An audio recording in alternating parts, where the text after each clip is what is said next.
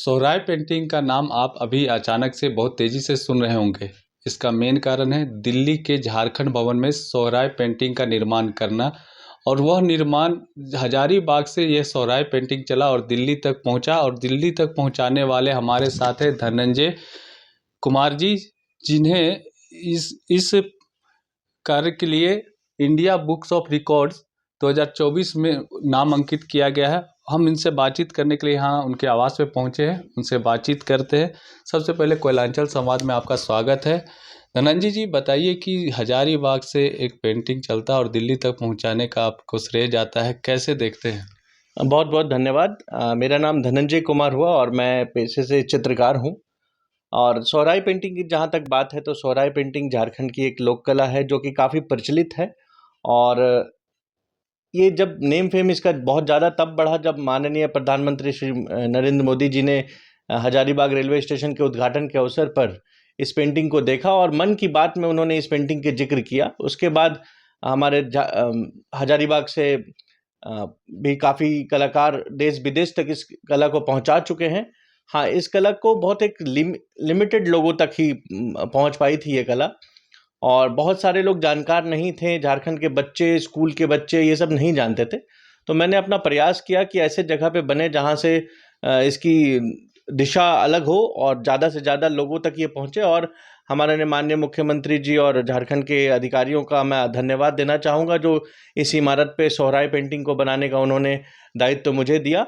और ये एक अपने आप में एक आइकॉनिक पेंटिंग बन के उभरा और अब तक की सबसे बड़ी पेंटिंग है, जिसमें लगभग 69 इंटू 44 स्क्वायर फीट का ये पेंटिंग बना है, जो लगभग 110 फीट की ऊंचाई से बनी है पेंटिंग। और सोहराय पेंटिंग मैं कहूँगा कि सबसे पुरानी चित्रकला पद्धति है जो गुफाओं के दीवालों में भी मिलती है। लेकिन कभी कभी समय और रेनोवेशन नहीं मिलने के कारण कलाकार इसे धीरे धीरे छोड़ते जा रहे हैं और एक गांव तक, अब हजारीबाग तक ही सीमित रह गई है ये कला। और मैंने एक बीड़ा उठाया है कि इस कला को नई पीढ़ी तक सौंपूं, क्योंकि मैं खुद भी हजारीबाग से बिलोंग करता हूं। मैं हजारीबाग के का ही बासिंदा हूं। हमारे पूर्वज वहीं रहे हैं और ये कला मुझ में बचपन से ही थी और इसी कला को फिर मैंने लेकर अभी काम करना शुरू किया। इसके साथ भी बहुत सारे झारखंड में और भी कलाएं हैं जिनको अच्छा पहचान मिलने की ज़रूरत है।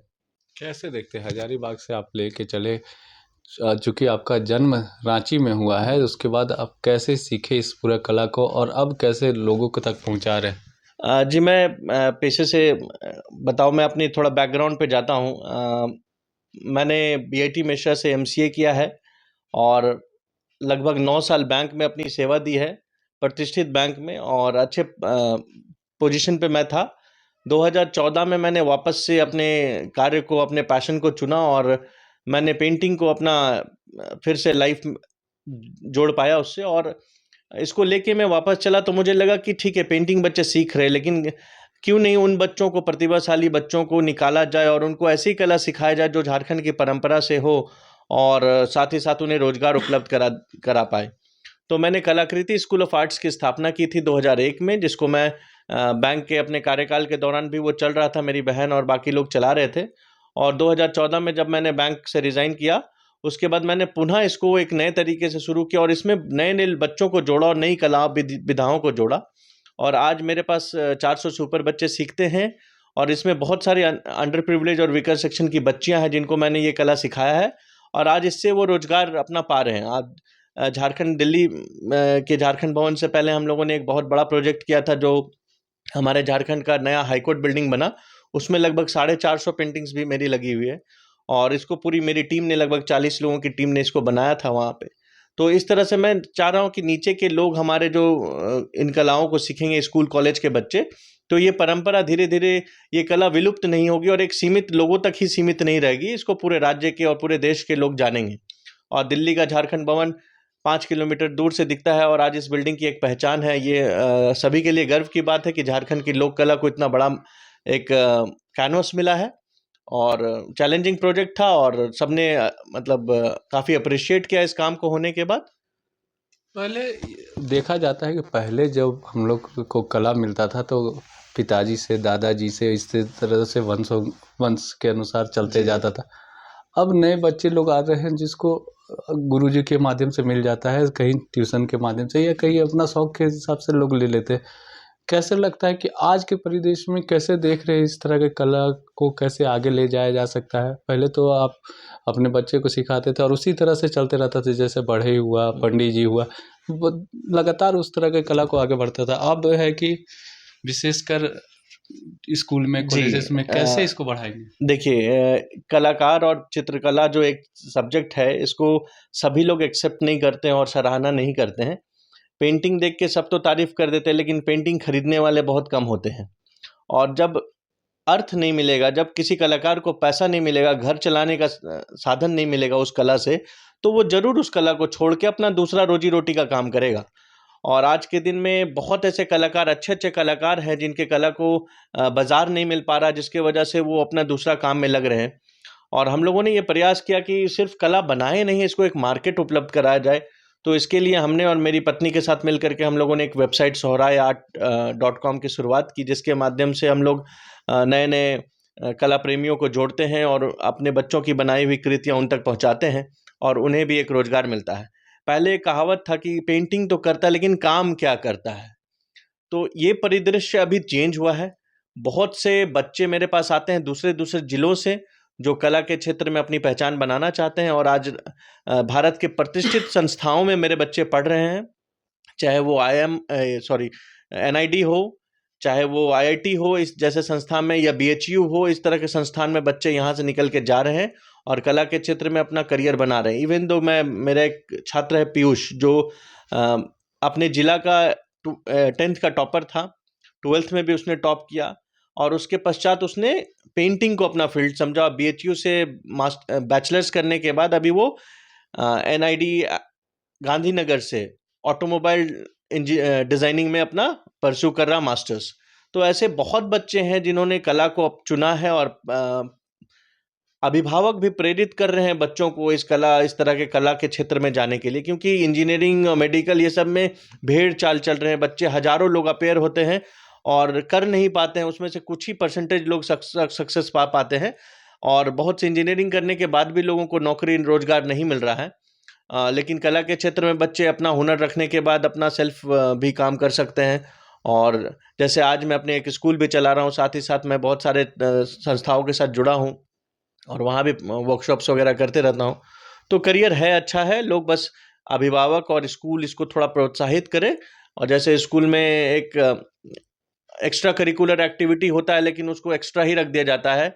झारखंड जैसे जगह में झारखंड के स्कूल्स में कला शिक्षक नहीं है, किसी को भी हस्तकला सिखाने के लिए ऐसे बोल दिया जाता है। लेकिन सीबीएसई के मान्यता प्राप्त स्कूल में मैंडेटरी है कि एक ट्रेंड कला शिक्षक हो, एक पारंगत कला शिक्षक हो, जो जिसके पास मास्टर्स डिग्री हो एटलीस्ट, या बैचलर्स डिग्री हो अच्छे संस्था से। ऐसे स्पेशल टीचर को आर्ट के रूप में आप डालेंगे तो बच्चों में प्रेरणा मिलेगी कि हाँ, इसको भी एक अलग नज़रिए से देखता है।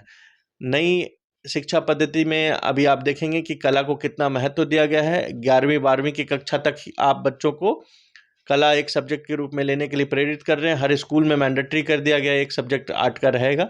अभी बहुत सारे प्रतिष्ठित स्कूलों में रांची के 11th-12th में भी बच्चे फाइन आर्ट्स परस्यू कर रहे हैं। और ये एक कला ऐसा चीज़ है ना कि आप जीवन भर इसको अपने साथ रख सकते हैं। ऐसा नहीं है, मान लीजिए आपने फिजिक्स केमिस्ट्री पढ़ा, हो सकता है आपको इसका इस्तेमाल कम करना पड़े, लेकिन कला के पास रहेगा तो आप रिटायरमेंट के बाद भी उसको परस्यू कर सकते हैं, प्रैक्टिस कर सकते हैं। और नई पीढ़ी जब इन तरह के लोक कलाओं में, सोहराई जैसी लोक कलाओं में अपनी जिज्ञासा दिखाते हैं तो मुझे काफ़ी अच्छा लगता है। और मैं दिल्ली इसमें तो है ही, रांची में सिखा ही रहा हूँ, साथ साथ विदेश के बच्चों को भी सोहराई पेंटिंग सिखा रहा हूँ। अभी मैंने मिरांडा हाउस दिल्ली, जो भारत का नंबर 1 कॉलेज है, उसके लड़कियों को भी, उनमें फाइन आर्ट सोसाइटी के बच्चियों को भी मैंने अभी सोहराई पेंटिंग सिखाई थी, उसका वर्कशॉप लिया था। और बहुत बार से अलग अलग जगह से मुझे सोहराई पेंटिंग सिखाने के लिए, वर्कशॉप कराने के लिए बहुत सारे रिक्वेस्ट आते हैं और मैं लगातार इसको प्रचार प्रसार कर रहा हूँ कि सोहराई झारखंड की एक लोक कला है और इसको एक अच्छी पहचान, नई पहचान मिले। और सरकार इसमें काफ़ी सहयोग करती है। अभी तो हर जगह ऑलमोस्ट आपको सोहराई पेंटिंग अच्छे जगह पे दिखने मिलेगा। क्या कहेंगे सरकार से, और क्या कुछ सुविधा देना चाहिए या स्कूलों में कुछ ऐसा अलग सा एक पाठ्यक्रम लाया जाए ताकि जितने भी झारखंड में लोक कला है उसको वहाँ पर सिखाया जा सके?